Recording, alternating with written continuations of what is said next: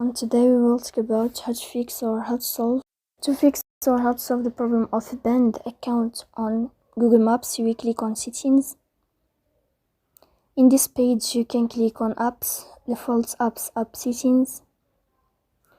On above you can search about Google Maps and you will click here. Then you can click on first stop and you can click OK. After that you will enter to the window of storage. Here you can click clear cache. Don't click clear detail because that can delete your account.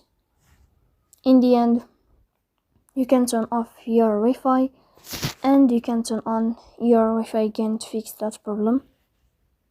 So please don't forget to support us by like and subscribe. See you next time in another video, and thank you for your attention and your watching.